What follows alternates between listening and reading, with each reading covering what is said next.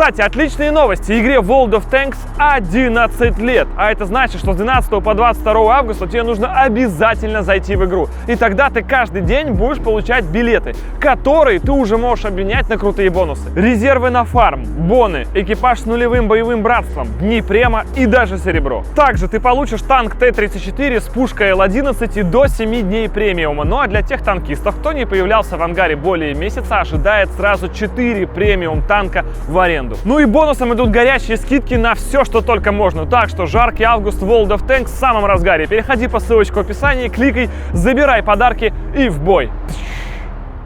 Далее, господа, начинаем мы с небольших новостей по тому, что происходит. Дело в том, что Бентли и Победа не выходят долгое время, но это все не просто так. Дело в том, что, как вы видели, только что машинка заехала. Происходит то, что мы даже не снимаем. Происходят ходовые испытания. Давай объясню изменения, которые происходят с тачками. Смотрите, какие работают тонкости. Раньше каток, он был с прямым углом, вот таким. Вот эта фасочка была не снята. И он при определенных нагрузках начинал налезать на шип, и полотно все равно слезало. Сняли фаску с катков, и все, поехало. Но поехало не полностью, потому что если резину тщательно отмыть, она новая, она становится супер такая зацепистая и здесь, и все равно возникает небольшой риск схождения полотна. То есть оно не сходит, но начинает к этому стремиться. И с этим опять же тоже можно поработать. Далее, что еще выяснилось? Смотрите, у нас вот здесь, видите, пружина вот она чистенькая, вот те грязные, а средняя чистенькая. Выяснилось, что сила упора и ход подвески в средней части должны быть больше, чем с краев. То есть вот эта ветвь должна выпирать больше вниз, чтобы избежать провисания. И когда машина приезжает препятствие, гусеница может провисать, ветвь поднимается, и из-за этого обратно становится не в пазы, не в шипы, если хотите, не в зацеп. Получается неприятно. То есть у этой ветви делается больший ход. Через это, опять же, гусеница становится меньше слезать. Еще какая тонкость. В прошлой серии я вам показывал, что тормозной диск стоит здесь. Что стало происходить? Щебень попадает в зацеп между суппортом и тормозным диском, и вот и полотном, и ведущей звездой, и даже мог обломать один из шипов ведущей звезды, один из зацепов. Ну, в деньгах, грубо говоря, условно, ничего не стоило тормозной диск перенести сюда и этой проблемы избежать. К чему я это все веду? Там еще такого много про то, что можно даже не рассказывать. Получается, что в разных условиях эксплуатации возникают маленькие вот эти детские болячки. То есть конфиг в целом у нас не меняется, все в порядке, и чтобы сейчас разуть это полотно, нужно очень много и долго стараться и прямо привести к стечению обстоятельств. Нам эти стечения уже известны, и сейчас конфиг меняется под то, чтобы их избежать. Потому что есть движение под острым углом колее. Есть вероятность, когда вы забираетесь на какой-то камень, который вот так туда полотно сильно заламывает, при этом все это еще с катками под углом где-нибудь в грязи, в воде и так далее. То есть наша задача все предыдущее время и будущее еще, даже мы это особо не снимаем, это такие монотонные довольно выезды, есть типовой набор препятствий, на которых мы катаемся каждый раз до разувания. Мы это все не показываем, потому что иначе, если мы будем каждый раз это снимать, вы будете наблюдать много серий с болью, когда машина каждый раз разувается. И несмотря на то, что я буду вам объяснять, что это все по плану, и мы специально это делаем, будет все равно у многих людей создаваться впечатление, типа, ребята построили штуку, которая не живет. Но в этой серии, уже в конце, жить она будет так, что вы удивитесь. Потому что задача ее сейчас 20 раз сломать, найти все вот эти слабые места, после чего их устранить вот таким способом. То есть, видите, глобально мы ничего не меняется. То есть, вот просто мы отодвинули тормозной диск туда, сняли фасочку с катков, усилили жесткость центральной ветви.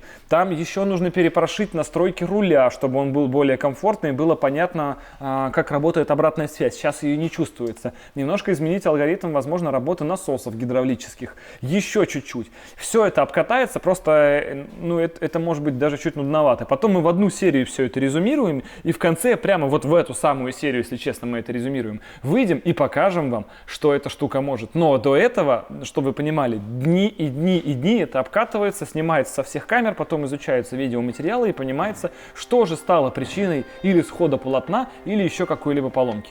То есть у клиента ничего уже не сломается.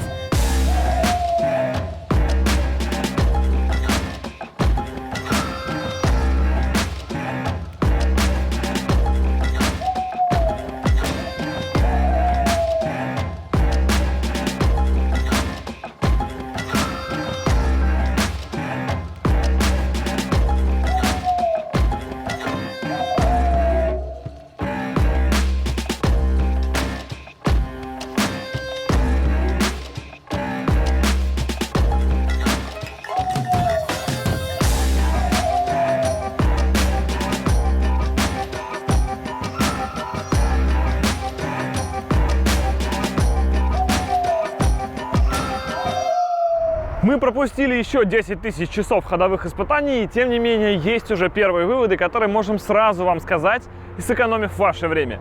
Первое. Красить нижние катки бесполезно. То есть, несмотря на 10 тысяч часов, тем не менее, как их дико песочат. В эксплуатации, когда, допустим, это все время погибает в песке, болоте, в жиже, грязи, вот здесь возникает невероятный пескоструй, этот слой просто снимает. Причем, обратите внимание, катки одинаковые покрашены, что здесь, только здесь все ободрало, а верхний каток жив цел орел. И понятно, что можно покрасить там Line X, Raptor, порошком, неважно. Если стерло за такой короткий период обычную краску, значит, все остальное сотрет просто чуть позже. Отсюда вариант изготавливать катки или из другого материала, заранее крашеного по объему, я не знаю, там гель-коут какой-то и так далее, что-то, в общем, страдать как-то с этим. Или мы не знаем что. Самая главная проблема, которая сейчас осталась, это руль. Руль пока не настроен, и с рулем еще, возможно, будет все меняться, поэтому мы вам про него даже не рассказываем. Сейчас основная фишка нашей техники в том, что руль не имеет физической связи с платформой. То есть руль здесь это просто эмуляция, для того, чтобы вам было понятно, что вы чем-то типа рулите. Дальше идет просто провода, шлейф, и все это уже уходит в платформу. Это достоинство огромное, потому что у вас не возникает никаких проблем с компоновкой. Вы можете поставить сюда бескапотную какую-нибудь кабину от грузовика. Вы можете поставить сюда катер, если захотите, сделать пост управления сзади. Когда у вас нету связи, в этот шлейф вы можете воткнуть любую дистанционную систему, любую беспроводную систему, пульт рядом, какое-то компьютеризированное управление и так далее. У вас никогда не нужно думать, как же пойдет вал рулевой и где его разместить и так далее. То есть нет никаких проблем с любым типом двигателя, с любым его расположением, где он будет и так далее. Эта система очень перспективная и интересная, но пока нам не отстроить то, как именно работает руль, как работает его отклик и насколько он адекватно взаимодействует с вами и с платформой, потому что сейчас у нас есть, во-первых, фрикционы, во-вторых, тормоз бортовой. И когда вы поворачиваете руль, это все работает с разными давлениями в разных направлениях. И все должно быть очень быстро и на разной скорости с разным усилием. Вот этого пока не настроить. То, что может простая, просто махровая, дубовая гидравлика, как у нас было в первой версии, электроника пока нами обучена быть еще так не может. Но всегда есть аварийное решение с переходом обратно на гидравлику, и всегда есть решение все это все-таки однажды настроить и прийти к успеху. Также еще очень много манипуляций проведено с настройкой жесткости подвески. Еще раз все меняется, еще раз щупается. И мы сейчас с вами стоим у Победы и говорим, а вот там стоит Бентли. Потому что добавьте к этому весу 1 тонну, и все работать начинает по-другому. Нужна другие хода подвески, другие пружины, еще очень много всего, просто чтобы сейчас не забивать время. Поэтому у нас сейчас то, что присутствуют 2 машины, нам играет с одной стороны на руку, потому что мы отстраиваем легкую машину и тяжелую машину. Там все по-другому. Туда, наверное, даже зайдет другое полотно со временем, но пока там это. И НПО «Композит» в августе уже согласилась разрабатывать новое полотно, тем не менее. Но, с другой стороны, 2 машины нас же и тормозят, потому что на одной все отлаживать, как вы понимаете, гораздо быстрее, чем на 2. В общем, сегодня и прямо сейчас мы с вами покажем, что мы теперь можем и насколько мы можем больше относительно того, что было в начале с первым Бентли. Диагоналочка. Ну, давай даже поострее, вот так возьмем. Наша задача сейчас просто проехать. Раньше мы бы здесь разулись 300%, прямо не выжила бы гусеница, ну никак. Теперь я делаю специально все медленно. Ее максимально выламывает на бок, на края. Ребята, да ничего и не было, вы же понимаете? Смотрите, и дальше мы также идем со следующей диагональю в горку. Она их не замечает вообще, она просто убивает их. Непонятно, есть препятствие, нет препятствия. Развернулись и поехали в стенку. Причем, знаете, в чем прикол? Мы сейчас ездим по песочку, по всему тому, что не страшно. Если бы здесь сейчас был голый лед или там супер снег, мы бы ехали так же. В этом преимущество гусеничной техники.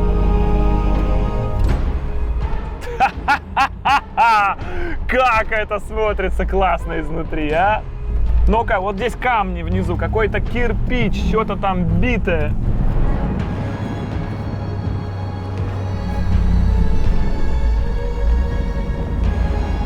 Господи, эти каждый раз перекатывают. Это выглядит очень классно изнутри. Это прям аттракцион. Так, ну и просто так же, просто задом. Нет времени разворачиваться.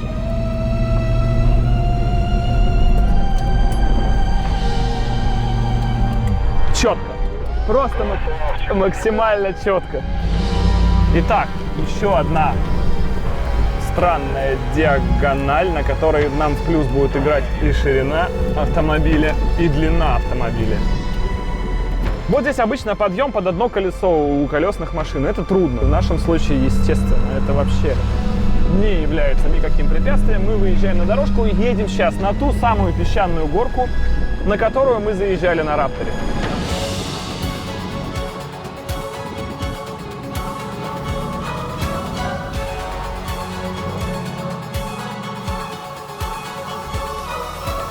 Так, теперь песок.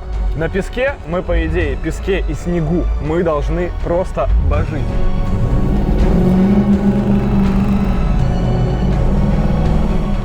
Я еще и подруливал. Я тебе говорил, на песке и снегу мы уничтожаем все, что движется. Да никакой колесник здесь так не сможет. Как и предполагалось. Это просто невероятно. Ради эксперимента можно попробовать натяг, но мне кажется, не хватит зацепа. Давай натяг. Но нет понижайки, ей будет очень сложно вверху.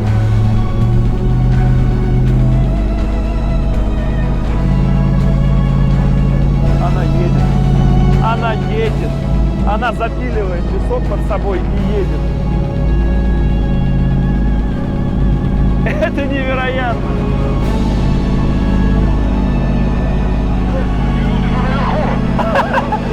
Да, это обалдеть эффект. Она реально сама под себя снизу перемещает песок вниз. И не хватает нам понижайки очень сильно. И едет. Это было крайне интересно. Она прям реально борется. Была бы понижайка, стопудово она бы затянула. На супер малом вот этом ходу все было бы круто.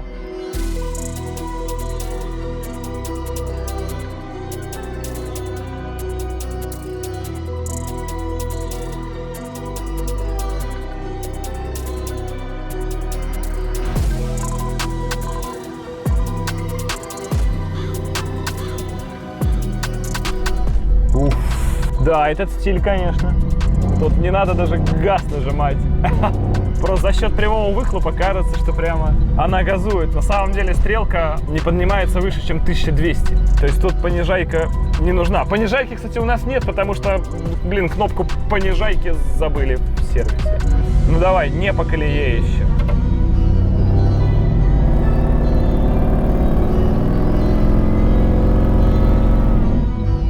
Только так гребет. Блокировка нужна.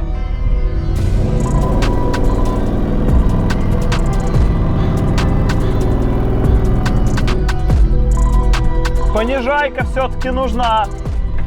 Без понижайки все-таки никак. Ну давай, сейчас просто газу с места и все поедет. Отпускаем руль, он нам не нужен. И просто лупим.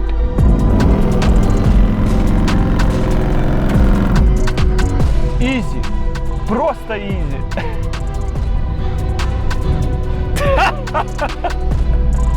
Это пранк.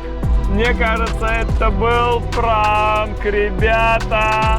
Да вы прикалываетесь? Оу, щит. Да, за счет ширины везет, потому что очень широкая. Но давай из самого безнадежного положения. Прямо вот отсюда.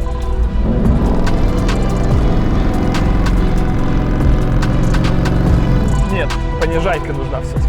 Нужна реально понижайка. Столько много зацепа, что не вывести даже 600 силом. Или коробки. Или коробка в верхнем положении теряет свой этот зацеп в гидроблоке, опять же. Ну вот отсюда уже вывезет.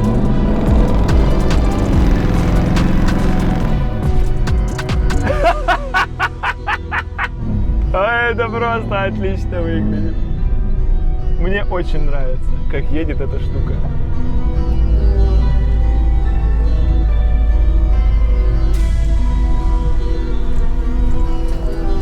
Четко.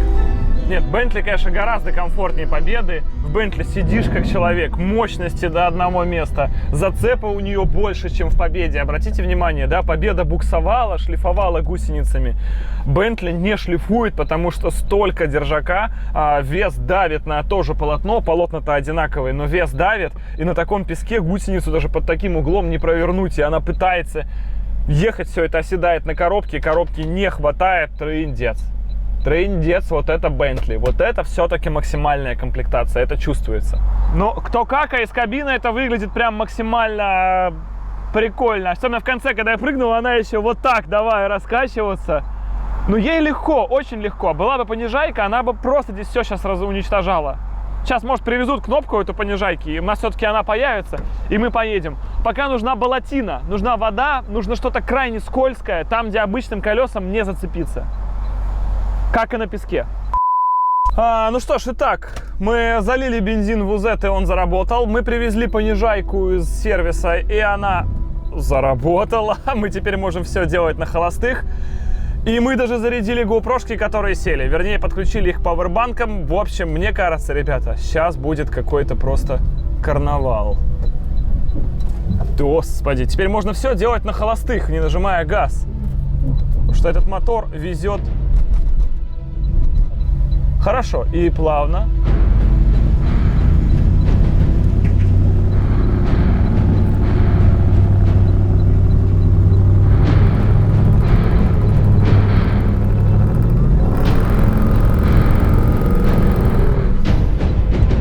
Потрясающе! Просто потрясающе! Офигеть, она зависла! Я просто нажал газ, и она поехала вверх с момента, в котором висит. Я тебе говорю, на песке и в снегу мы есть власть. Это просто космос. Надо теперь в ту сторону также попробовать. Ну нафиг, я пристегиваюсь. Я пристегиваюсь, честно говоря. Просто аминь. Я не знаю, что будет. Будет страшно. Нет, нет, нет, нет, нет, нет, нет, нет, нет. Очень сложно не трогать педали, не трогать руль, ничего не трогать, чтобы машина справилась сама. Очень сложно.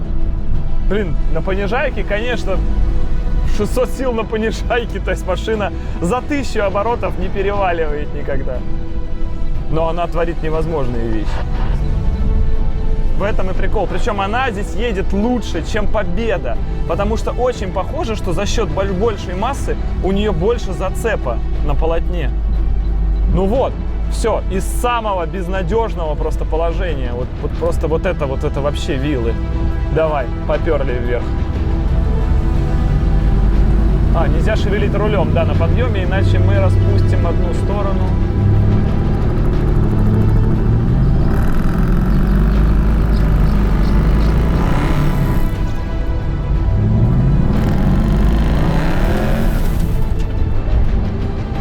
Все-таки предел есть. Ты смотри, ничего себе мы роем. Сейчас, коробка, похоже. Коробка или в ошибке, или что-то случилось.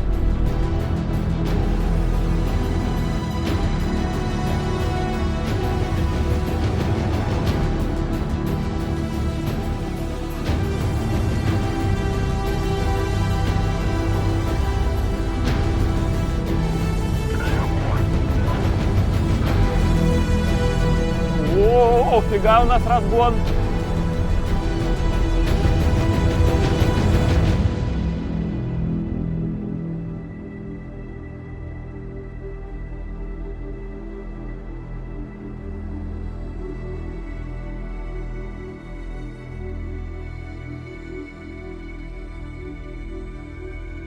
Так, ну что, повелитель коробок снова в деле. Это, по-моему, уже около 10-я моя коробка. То есть поздравляем юбилей, господа. Юбилей — это ZF, наконец-то разнообразие. Но у нас осталась Победа, в которой коробку я уже положил, и она уже сделана. Блин, сегодня 2 коробки сломаем. Короче, ладно, меняем антураж, едем в Брода, в Болотину на Победе. Иван выступает здесь как мой навигатор, потому что он уже ездил по этим маршрутам. А у нас прям, ну, сильно глубоко, если мы возьмем сейчас в воду. Блин, все равно, учитывая, как мы раньше ездили на Бентли, мы бы никогда в жизни здесь не проехали. Просто офигенски едет. То есть мы поворачиваем на каком-то неровном рельефе, мы можем поворачивать чуть-чуть под острыми углами к ямам, к диагоналям, ко всему. Я здесь впервой, но вижу чьи-то следы. И мы находимся с вами на глине. Значит, что здесь нам поворачивать крайне легко. Этого маневра сейчас не ожидал никто. А вы сюда пробовали ездить? Да, до того, как там было все засыпано. Ну, пока вот я ехал прямо, метров, наверное, еще 20. Но надо чуть-чуть правее брать сейчас. А, то есть я на этот полуостров.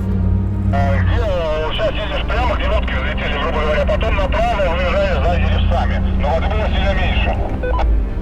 Да, проблема в том, что шноркеля у нас нет. И у нас нету воздухозаборников нормальных, потому что где-то на уровне верхних катков мы уже начнем тонуть.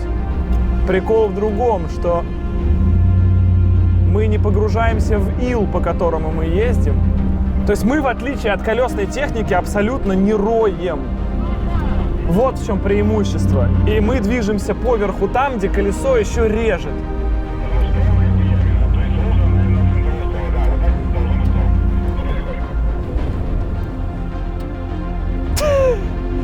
У меня есть легкие подозрения. Там уже почти по фары было, поэтому не стоит. Надо, да, правее забирать. Еще одно преимущество, как вы только что видели. Вы можете на гусенице ехать, плюхнуться вперед. И как вы только что видели по ситуации с горками, вы можете просто включить заднюю и выехать. То есть гусеница не режет, не зарывает в связи с этим.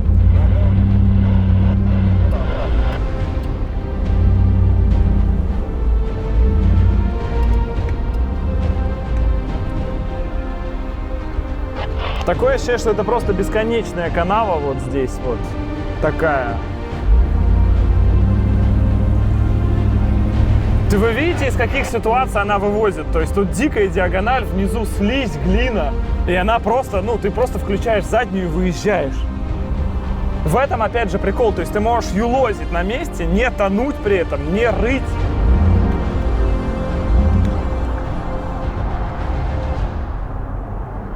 И все никак не нащупать, там вообще глубина. А ебак. И я болтаюсь еще на серединке. Я пес его знает, дядь Вань. Такие приколы. А сзади у нас, чуть-чуть выше полотна, торчит горловина бака заливная. И мы иначе наберем воду в него. Короче, пока что мы к бродам-то не готовились. Поэтому мы можем, ну там, по пояс заезжать в воду спокойно. Но здесь глубже. Но самое главное, что ей не страшно, в отличие от колесной техники. То есть ты никогда не забуксуешь. Она не садится.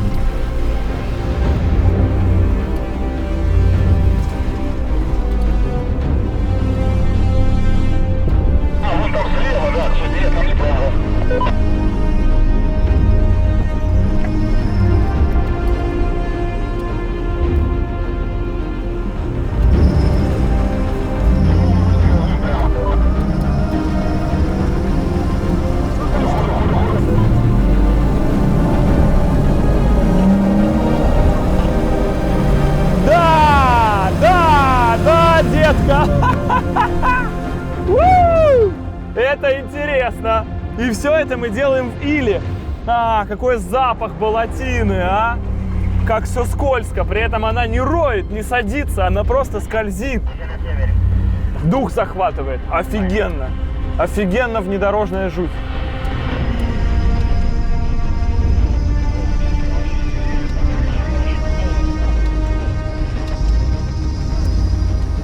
Так, ну что, резкий подъем, горка, потом покрышки, деревья, короче, какие-то кусты.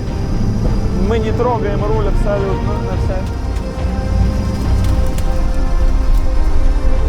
И также не забываем про абсолютную вандалоустойчивость этой шины. То есть она никогда не сможет проколоться, ее нельзя порезать, порвать, может наехать на бетонный штырь, ей будет все равно.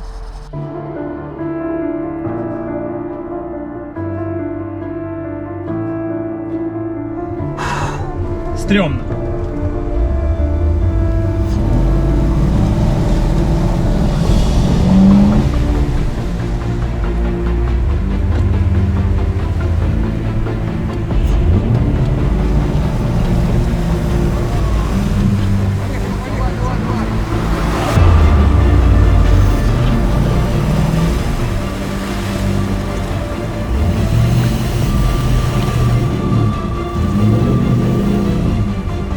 По-моему...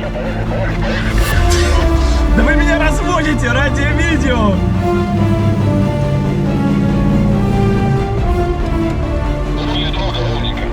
Все, готова левая часть.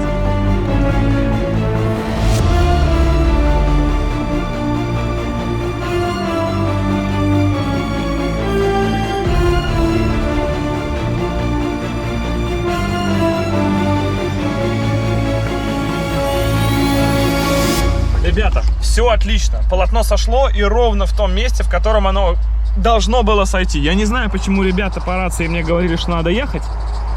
Вы все свидетели на видео. Я говорил, что идея не так хороша, как наши видосы. Переделай, дядя Костя, переделай. С другой стороны, если бы это все не сломалось в видео, наверное, не было бы и смысла в этом видео, потому что предел есть у всего.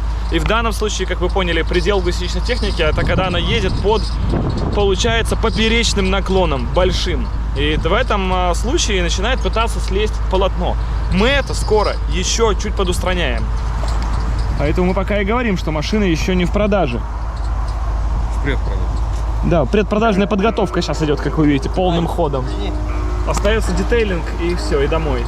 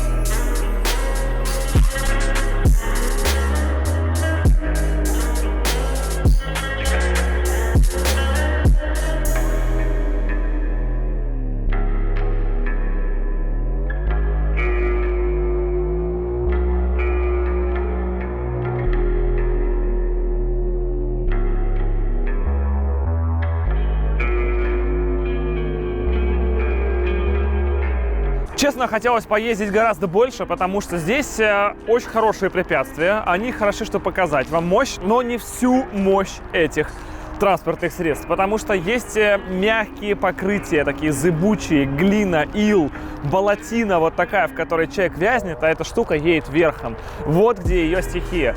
Поэтому в следующий раз у нас будет выезд, наверное, что-то уже более природное. Может быть, все-таки на карьер, но хотя бы тоже в Разметелево выехать и так далее. Мы точно знаем, где эта штука будет бесконечно погибать и не сможет проехать. Вообще, это обычный маршрут с глубоченными колеями, потому что она шире колеи, ее будет запирать, все время будет как-то на угол и так далее. И самое главное, что еще, наверное, через месяц-два приезжает еще новое полотно. Оно внешне такое же, но немножечко другое по составу резины, чуть плотнее. И это не все секреты, которые в нем будут, позже расскажу. В общем, вы все увидите сами, и оно уже слезать не должно целиком и полностью. Это самое главное. Мы вам показали сегодня, что эти машины едут на 2 головы, 3, 10 голов выше, чем Bentley первой генерации, чем ультратанк первой генерации, которую мы вам показывали. То есть этой штуке уже не страшны колеи под углом, ей не страшны всякие извилины рельефа, диагоналки, которые как бы могли быть, и так далее. Она уже без проблем переедет 2 машины, в конце не разуется и так далее. Проделана большая работа. И она еще будет проделываться. Мельчайшие, тончайшие изменения, которые с каждым выездом позволяют делать эту машину все крепче, сильнее и быстрее. Самая главная скорость мы вам сегодня не показали, быстрых пролетов не было, потому что не отстроен руль. Сейчас он просто слишком резкий, то есть когда вы едете и поворачиваете руль слишком сильно, машина полностью пытается с места развернуться, причем это работает на большой скорости, но на маленькой скорости это не работает, то есть характер руля меняется в зависимости от нагрузки и от того, с какой скоростью двигается этот автомобиль. Просто программа управления пока не отточена, не написана, и чтобы ее написать правильно, нужно потратить еще очень-очень-очень много моточасов, снимать эти логи и так далее. В общем, вы все видели сами. Нам нужен еще месяц отстройки, и они поедут еще на голову выше. Хотя и сейчас, если мы будем сравнивать их с колесниками, может, следующую серию, кстати, позовем. Надо позвать кого-нибудь прям на 42-х. Прям вот лютую заряженную тачку колесную, чтобы показать очевидные преимущества и колесной техники, которые есть, и гусеничной, которые есть. В сравнении все становится крайне очевидно. До следующей серии, друзья. Нам всем огромной удачи. Джаггер Гараж делает вещи. Спасибо, что смотрели. Удачи и пока.